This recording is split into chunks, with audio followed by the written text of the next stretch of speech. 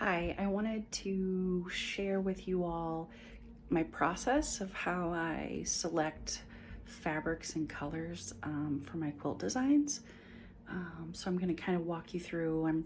I'm at the beginning of a new pattern project, and so I thought this would be a good opportunity to walk you through kind of how I go about picking fabrics.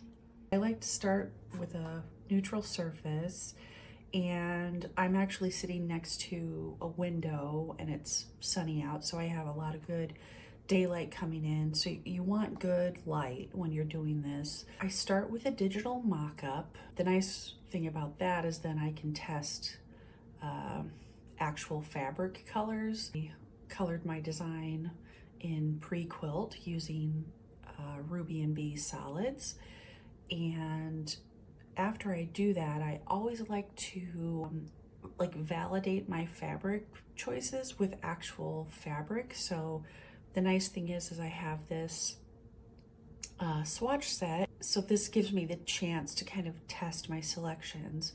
So my digital mock-up uses cornflower as the background fabric, and then a series of colors. So we have Wisp, Blush, Glow. I love this color.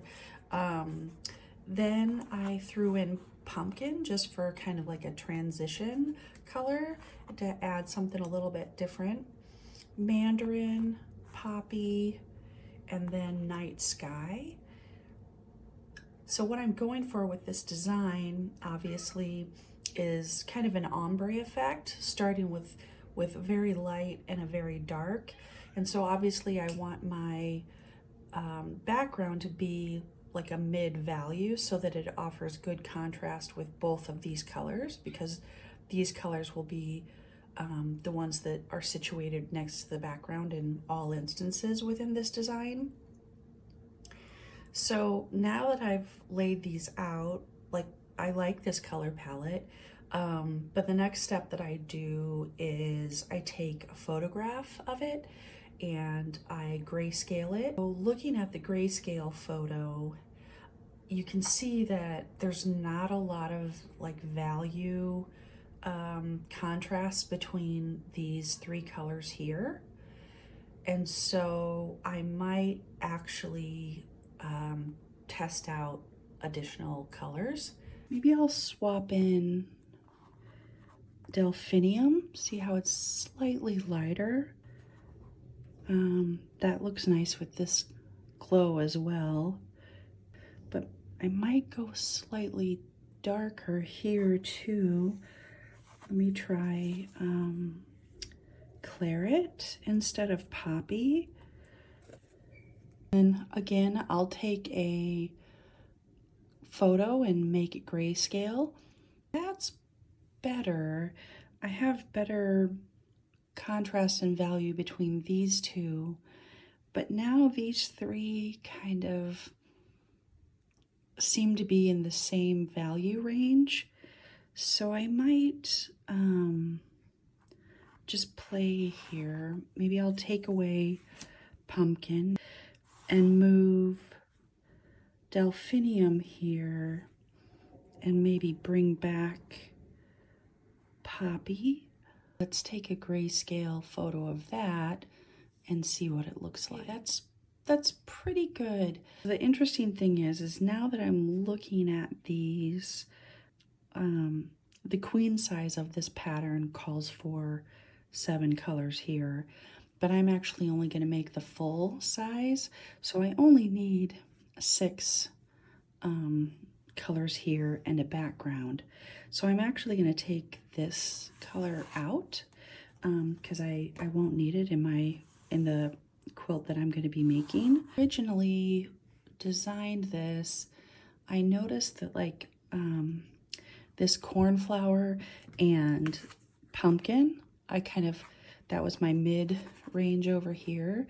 Those are complementary colors, which complementary colors also offer a great deal of contrast. They kind of bring out the best of each other. That I have this deck of essential color cards. These are really handy. I like to use, like, when I'm actually doing this, selecting colors, I kind of take this as an opportunity to really practice like color theory. For me, it's like better to like learn as I do. So I pulled the card that most closely matches this hue. This is a little bit darker, but it is the same hue. And that's if you can see that, it's a blue.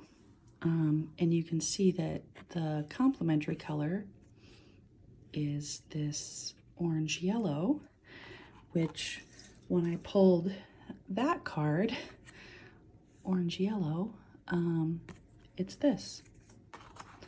So those are complementary colors. Thing of it is now my color palette has kind of changed and I'm no longer using pumpkin because I am making this for myself. I'm making a full size to use in my bedroom. My bedroom, this is too dark. I wouldn't want something that dark in my bedroom. So while I love the way it looks in the mock-up, I don't quite like it in real life with the actual fabrics. So I'm gonna swap out this cornflower for pool. This just kind of speaks to serene bedroom vibes to me. So yeah, I already like it already. But I want to just make sure that I still have gonna offer me good value contrast here. Just visually you can tell. But I'm not quite sure about night sky anymore, so I might swap that out. This is kind of this is actually in the violet blue range, which might be hard to see on camera, but it does have a violet-y hue in there. It's not just a strict blue color. So I might swap that out for something darker. So I pulled ink. The interesting thing about ink is that, again, it might not read on camera, but it does have a blue hue to it. When you look at, this is midnight. This is a true black. And when you look at these next to each other, again, you might not be able to see it on camera, but when you look at them together, it's clear that this is blue. And so I might swap that in as well. This feels very nice and serene, but like there's some drama over here too, which I really like. I'm a big fan of black and white. So let's take a black and white photo and see what it looks like. Yeah, so there's a really good transition of values here.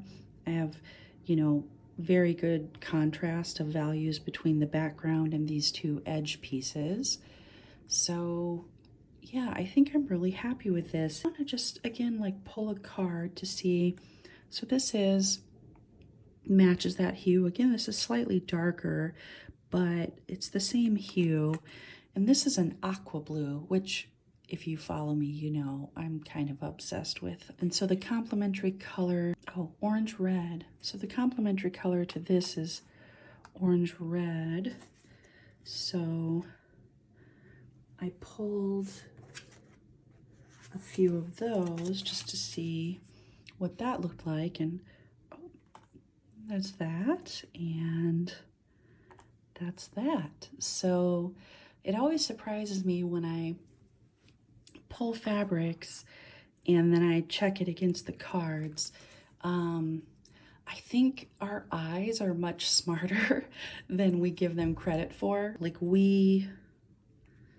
I think our eyes are just drawn to these types of relationships between colors. Or maybe it's just, I don't know, maybe that's just me wishful thinking that our eyes worked that way. But yeah, I'm really happy with this. So yeah, these are the colors I'm gonna go with. I hope you found this helpful. Yeah, and if you did, like, let me know in the comments below.